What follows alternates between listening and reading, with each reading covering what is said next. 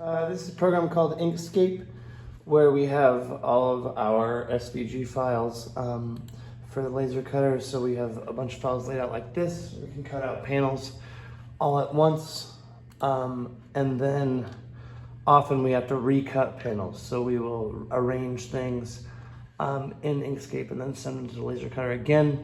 Some details about this, let's say we wanted to turn one of these panels into a keychain. I wanted to show you what that could look like. So there's two most important tools. There's the main select tool up here, and then there's the node tool. I'm going to show you about both of those. So first of all, I would use the main select tool to make this smaller if I wanted it to be a keychain. You can barely see it, so I'm going to zoom in on it. I'm holding down Control and then using the slide wheel to, the scroll wheel to scroll. Then I need to put a little hole up here. So I can't treat this as just one object. I need to go to Object, and then I need to ungroup it.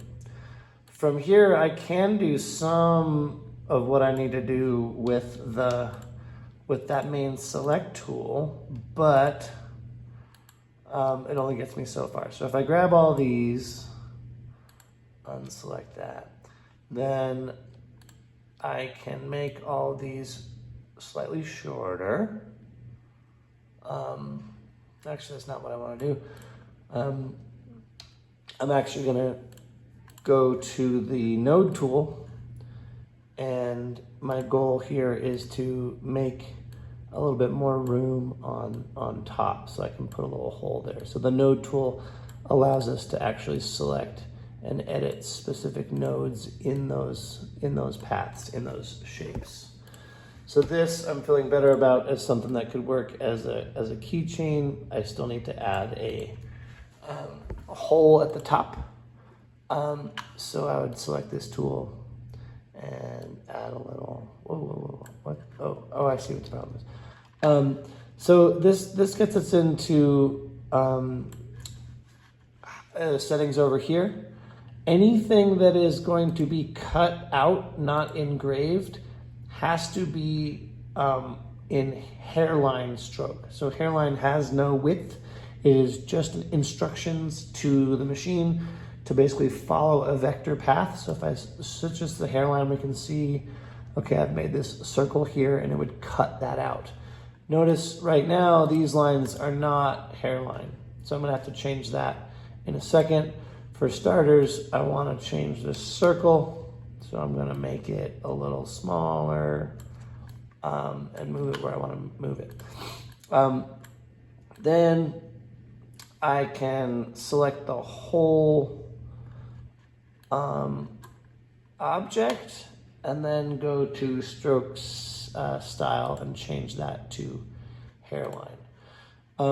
Once all of these instructions are in hairline, I know that I can send it to the laser cutter and it'll cut something out. So I'm gonna move this, actually I'm gonna group this again. And then I'm going to flip it around.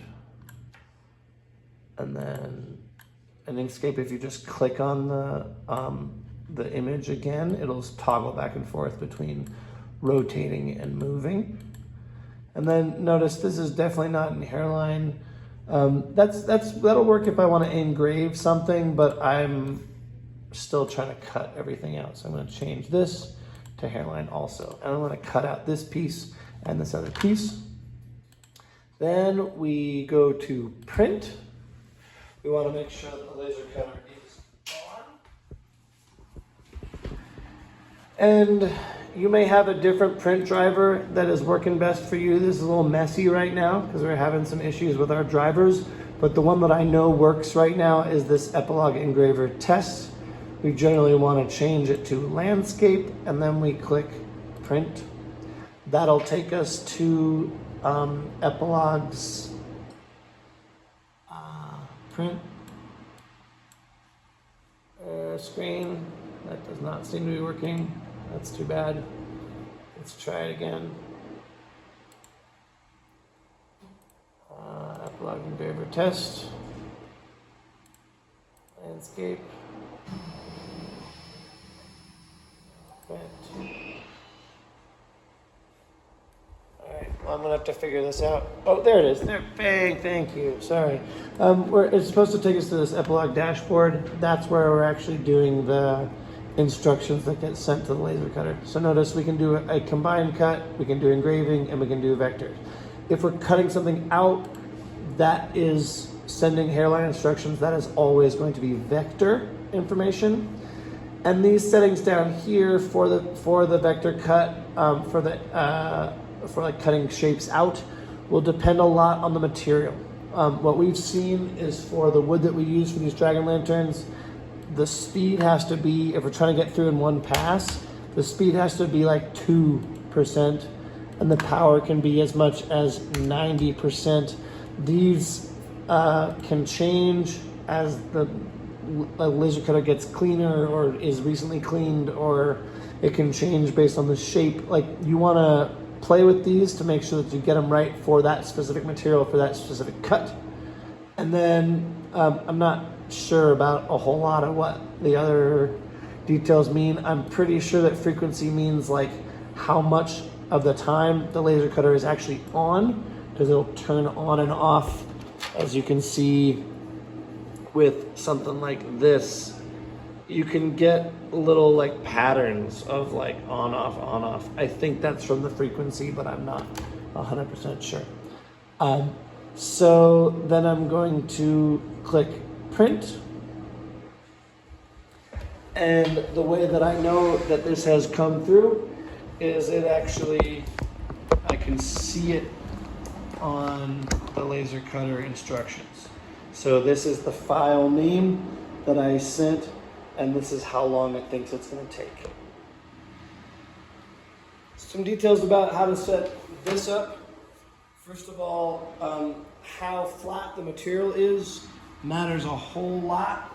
If you're using material that's sort of warped, like if you look at this, like there's some warping there, then you will need to pin it down somehow in order to get a good cut. So we have used these bolts in these four corners, and we just like screw them in to those corners to pull the material down against the laser cutter bed. There may be other solutions there, but this material is like flat enough. Actually, you know what? I'm gonna go ahead and screw this down. Here. And I'm gonna walk you through the steps of like how we get a cut actually going here.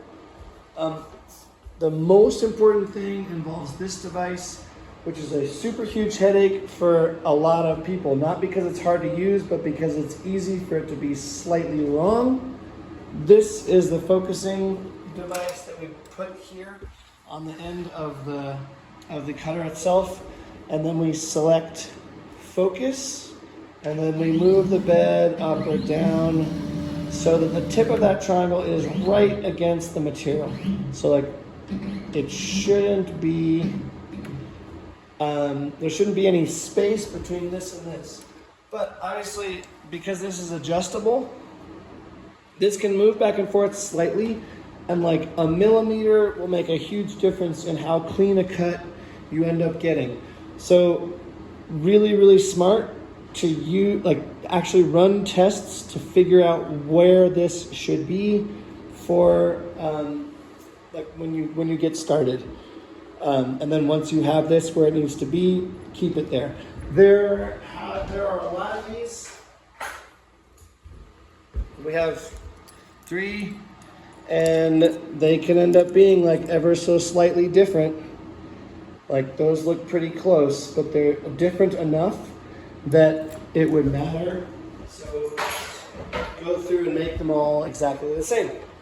Once that's focused, we can choose the job. So again, like this is the job, and if there's more than one job, we can like cycle through these. If the origin of the laser cutter is not where you need it, meaning like left, right, or like X and Y, you can use this jog setting and like move it back and forth, and then press the button in to secure it to where you need it. And I believe that setting is stored even if you turn the laser cutter off, but I could be wrong about that. Once you have that basically done, you want to close the bed and you want to turn on all this stuff. It's going to get very, very, very loud. So I'm going to stop talking, but we turn on the laser cutter fan. We turn on both of these squirrel fans.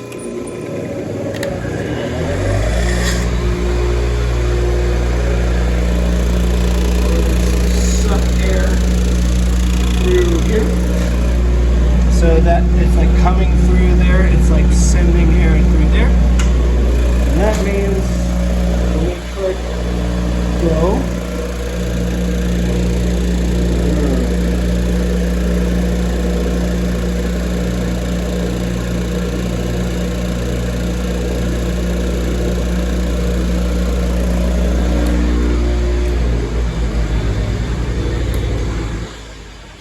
so I'm not going to let that cut because I was trying to use this space here and I laid it out in such a way that it wasn't exactly right. So in order to get this right, I'm going to have to move it down and start the cut again. But you get the idea.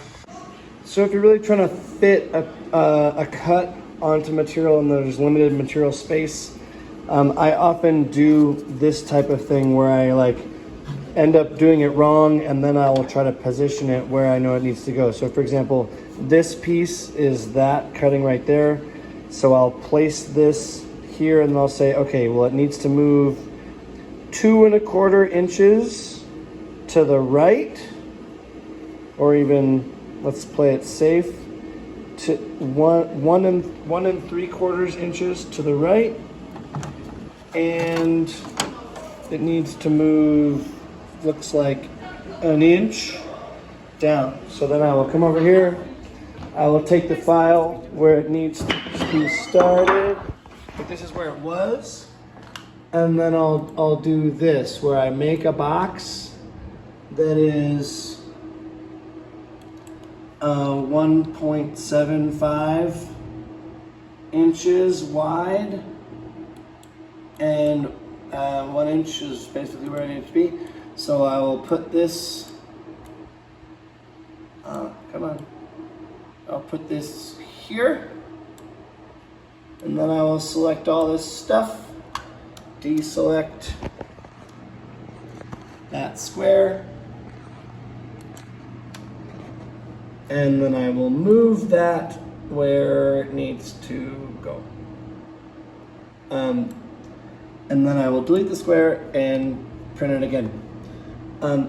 All I'm trying to show you here is that a lot of the stuff that I've ended up doing has been pretty, like, I would call it caveman brained. I'm sure that there's better solutions to this than the solutions I use, but I try to do whatever works. So I'm gonna print this again. And then I'm gonna go over here. Notice it now says job 2. And I already have it focused, so I'm not gonna worry about it focusing again, but I am going to turn on the fans.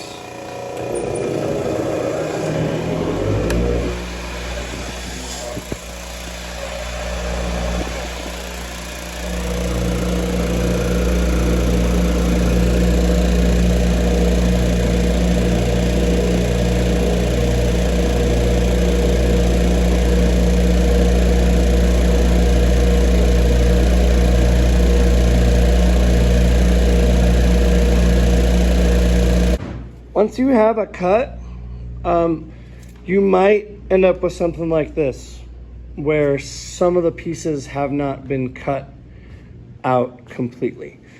I would say like this is probably gonna get thrown away because there's enough that hasn't been cut out here that it doesn't make it all that useful. But for another piece, like maybe this, this is salvageable, and I'll show you how to salvage this in the next video. This video is about how to get panels to a place where they are build ready. So we're gonna see opening all these spaces, sanding the surface, stain the surface consistently, and then wait for the stain to cure. So first thing, as we saw in the last video, like sometimes we do a pretty good cut. Most of this is cut, but there are some pieces that are not. So the way we handle that is using this Dremel. We make sure that we always wear safety goggles with the Dremel because it can shoot off material. And then this is the front. We're going to be dremeling on the back, and we're going to follow the lines that we have to cut out with this.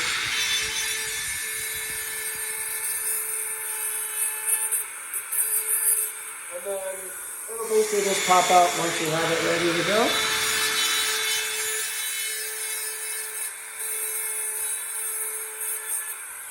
And look at this side to see what we need to do.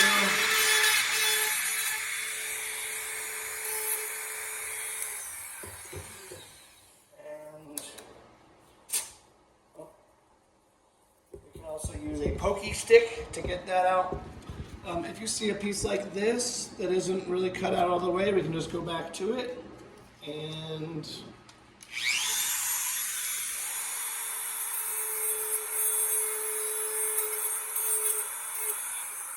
Dremel it out to the point where it's clean.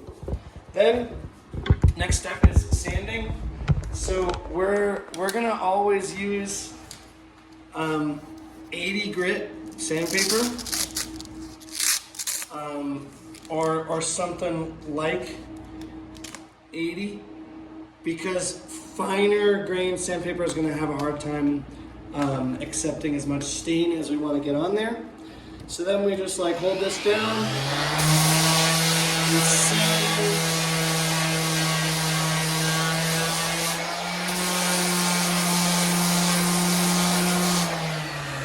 We want to make sure that we're not getting through the top layer of plywood, but we do want to get off any sort of like yellowish like plastic or enamel or something, some coating that's on this wood. We have to get that out. After it gets in the laser cutter, it tends to be much, much harder to accept stain that way.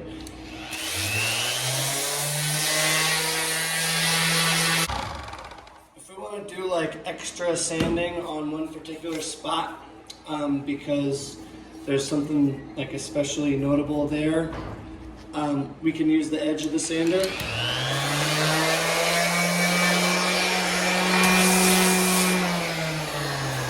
Using the edge of the sander will take off a lot of material quickly. So most of the time we're just going to be using the sander flat against the surface of the wood.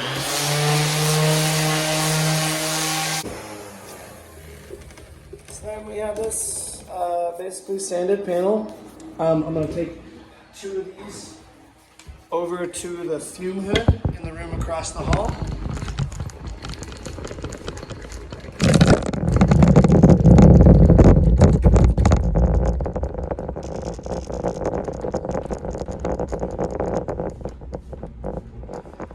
You'll notice I've got some panels curing here already. The reason why they do this in the fume hood is because it needs to be well ventilated, and it's right next to that eye wash station that you can barely see. There's an eye wash station up here, and this is explicit in the safety data sheet that we need to be close to eye wash if we're going to use this stuff. So I'm going to show you two ways that we have for staining. One of them was developed by students and I think is more careful. The other is developed by adults and is a little bit more like careless, but is much faster. Not sure how much material, how much stain each method uses, but I want to show you both because it's a good example of different criteria. So here's the first method that students developed. We take our panel and we put some stain on one of these staining rags like this. You can get some on there. And then we take a finger and we rub it in carefully to that panel. And we move around from one part of the surface to another until the panel is all stained. We can try to get as much as we can on at this first stage, but in order to get a darker finish here, you're gonna need to do probably 2 coats or more. So this is definitely more careful, and you can get a nice rich stain with this, especially after 2 coats. We like to at least put some stain on both sides, but the side that matters most is the side that's going to be facing out. So that's probably a good enough finish for the inside, but notice the outside should be a little bit richer, a little bit darker, and maybe we might need another coat for that. Another method, which is not sanctioned by students, is being very careful.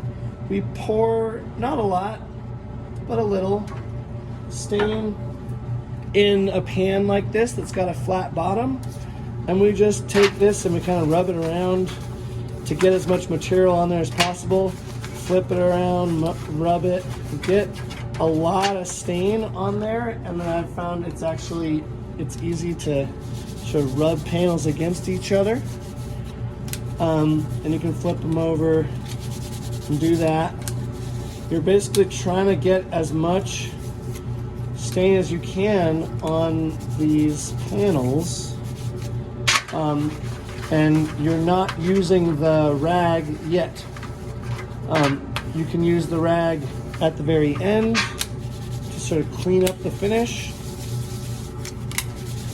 but this is a good way to go really fast. And then at the end, you can sort of like wipe it down with the rag to get off any excess. So notice we're able to get a pretty rich, pretty attractive stain off that very quickly. And it might use more stain, but I'm not sure actually, because we're using the rag less, and therefore the rag absorbs less stain. Once we have these panels stained, we want to figure out some clever way so that they're able to cure, able to dry without sitting against a table. So we would want to like lean them up against something, and then just not touch them for at least a few hours, maybe even a day.